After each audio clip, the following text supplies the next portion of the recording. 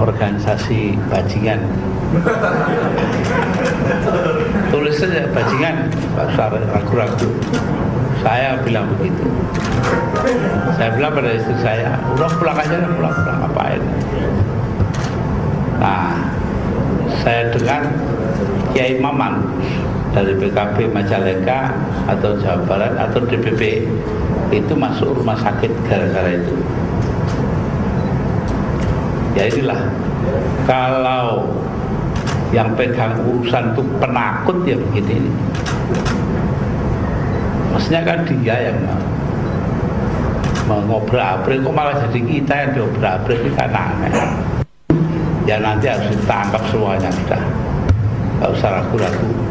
Catat saja semuanya siapa yang pernah ikut apa itu demo-demo dan ikut yang begituan, tindakan-tindakan merusak. Polri akan, karena pasti tujuannya baik untuk republik ini, untuk negara ini, ya, itu melanggar perda. Memasang spanduk itu ada aturannya, harus ada izinnya dan harus bayar pajak. Ya, itu yang saya katakan dengan pencegahan keras, preventive strike. Semua langkah-langkah, upaya-upaya untuk menimbulkan kerumunan akan kami intervensi dari dini.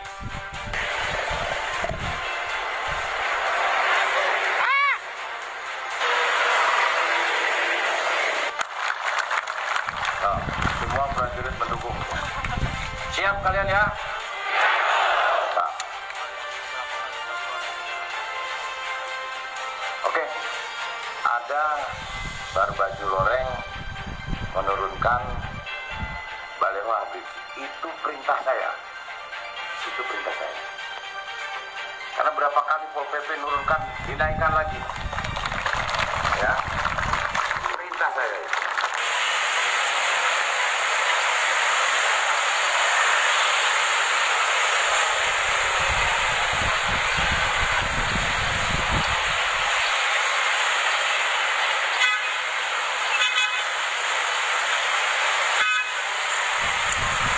Sesuai dengan aturan regulasi yang berlaku, tidak boleh masang sembarangan, tidak boleh masang dengan konten-konten isi-isi muatan-muatan yang mengganggu keamanan ketertiban, apalagi mengganggu keutuhan NKRI, Persatuan dan Kesatuan Bangsa. Nah, itu pasti kita akan dorong Satpol PP untuk melakukan penertiban maupun penurunan semua Satpol PP, semua baliho-baliho spanduk MMT yang terpasang. NU tidak terlibat untuk mendukung Ahmadiyah. Bapak Kiai Haji Hasyim Muzadi dengan tegas menolak Ahmadiyah dan meminta pemerintah untuk melakukan pelarangan terhadap Ahmadiyah dengan cara arif dan bijak. Anda jangan mengatasnamakan NU. Tidak, justru saya ingin mengatakan itu pribadi Anda. Ahmadiyah, saya tidak setuju dengan Ahmadiyah, tetapi NU tidak pernah menyuruh orang melakukan kekerasan, apalagi pengerusakan masjid dan pemukulan kepada wanita dan anak kecil. Ini harus digarisbawahi. Tidak ada ajaran Islam yang akan itu. Nah sekarang mari tunjukkan di televisi mana wanitanya, mana anak-anaknya, mana orang cacatnya. Itu semua dusta. Baik, Kang Maman. Kalau ada laskar yang melakukan penganiayaan kepada anak-anak, wanita, apalagi orang cacat, saya yang akan tangkap, saya yang akan jebloskan ke penjara. Anda jangan menyebarkan fitnah. Kami tegas, saya akan sikat. Kalau ada laskar coba-coba mengganggu perempuan, anak-anak, atau orang cacat, Anda jangan fitnah. Baik Habib, kita dengarkan dulu komentar Gus Dur atas bentrokan yang terjadi kemarin. Ya, silakan. Ya.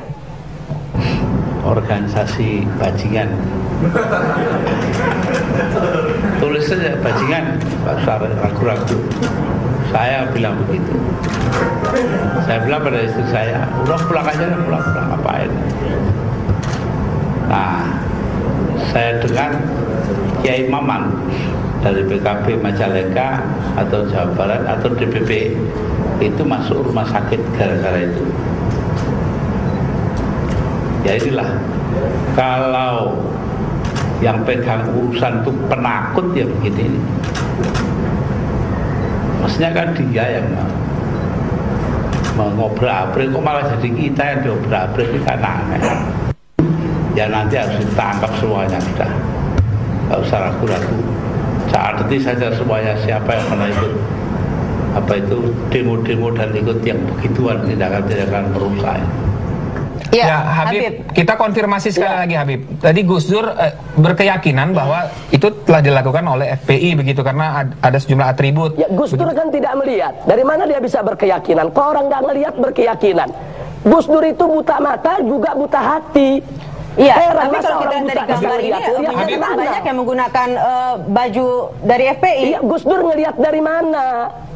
Ya. Gus Dur itu buta matanya, buta hatinya. Ya, Habib. Anda kenapa begitu yakin bahwa yang melakukan kekerasan tersebut atau peristiwa tersebut itu bukan dari FPI?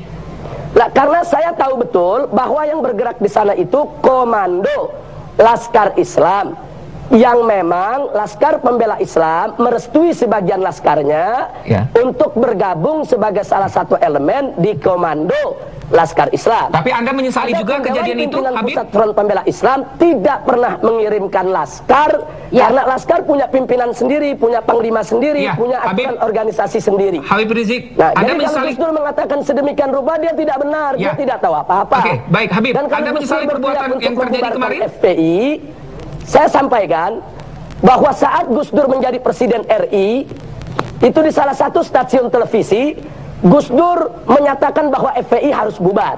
Tapi alhamdulillah dengan pertolongan Allah, 4 bulan kemudian bukan FPI yang bubar, tapi Gus Dur yang bubar, jatuh dari kekuasaannya. Ya Habib, kita jadi kalau jadi presiden aja nggak bisa bubarkan FPI, bagaimana sekarang mau bubarkan FPI? Ya, Habib. Dan saya ingat Gus Dur itu antek Yahudi. Kemarin baru pulang dari. Baik Habib, kita akan lanjutkan.